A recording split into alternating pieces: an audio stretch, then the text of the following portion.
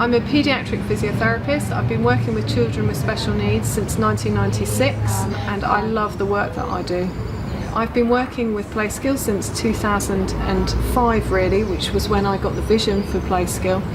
I'd been working with local families in the area as a private physiotherapist in addition to my NHS work which I was doing for Northwick Park Hospital in Harrow.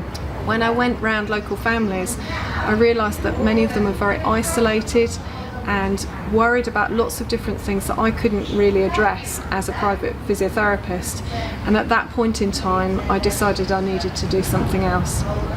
I went and I visited Cherry Hambrook here at the Lamari Centre to discuss the problems that I'd seen, and she wouldn't let me out the building. She said to me, "Andrea, you're a paediatric physiotherapist, you're not going anywhere until we've sorted out what we can do." She already knew about the problems I was talking about, and together we devised a pilot group which was the first Playskill group, and that started in 2006 with a team of a physiotherapist, an occupational therapist, a speech and language therapist and parents on team who had children with special needs. And that was the other critical difference. We had people on team who really understood the journey the parents were on. Hi, I'm Emma. I'm the volunteer coordinator at Playskill. We've got over 40 volunteers who support Playskill in lots of different ways. We've got trustees and parent support volunteers, people that help with admin. We call them our shining stars. We like to reward them for all the help and support they give to us, and also, most importantly, to our families. We recognise their birthdays, Christmas, and most recently, Volunteer Week, where we gave them a small gift and a presentation. My name's Liz. I have a daughter called Elsie who has a genetic condition, and we've been coming to Playskill for a year now. Playskill's fantastic for two reasons. One reason for the children, it's weekly input of physiotherapy, occupational therapy, speech and language therapy, and play therapists in an environment where every single little achievement that they make is a big deal. From a parent's perspective, it's an environment where nobody's expecting anything of your child, so they're not looking at your child thinking, why are they not walking, why are they not talking? Everyone kind of gets it, and so it's a very comfortable place to be. We did the sponsored obstacle course last year, which I think Elsie rolled over twice and reached for a toy and raised £2,000, which was brilliant. This year we are doing a big fundraising project. I've got 5 friends, I've recruited 5 people to run a half marathon in October. I'm pregnant, so I'm not running it. And in the lead up to October we've got various things going on to raise money towards that total, and so far we're up to £1,000. Good, right, well done. Hello Alicia, hello Alicia, where are you? Alicia. Where are you?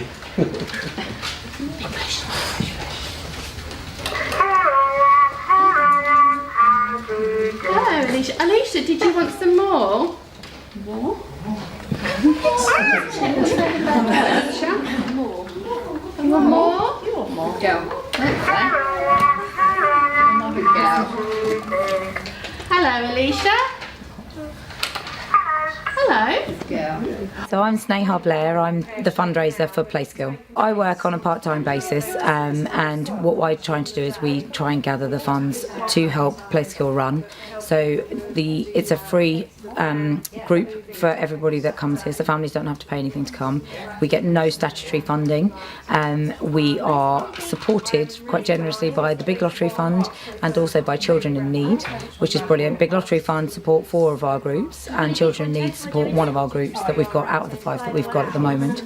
So it's very important that we get extra funding from other places for various things, including new equipment that we need, any other things that we need. For example, we are looking to replace the van at the moment that we've got. We're also opening our 6th group later this year, and it's very important that we get some funding for that because we haven't secured long-term funding for it. Much to my shock and surprise, I received a letter from the Cabinet Office 4 weeks ago. My husband had to sit me down to tell me to say that I have been awarded an MBE for working with children and young people with physical difficulty. Absolutely overwhelmed. I was literally speechless. It's never happened to me before, but for half an hour I literally couldn't speak. The future holds more groups for children with difficulties. That's my passion, is early intervention, that children will get help from an early stage, preferably at the age of 1. We know from the science of things that the brain is really developing very, very critically at that time, and we want to see children having intensive help at that early point so that their overall outcome for the future will be much improved.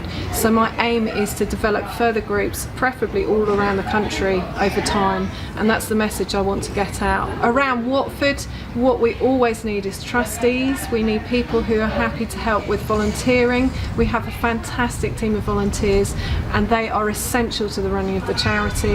That way we can spend more time and energy on the children, not more time and money on fundraising.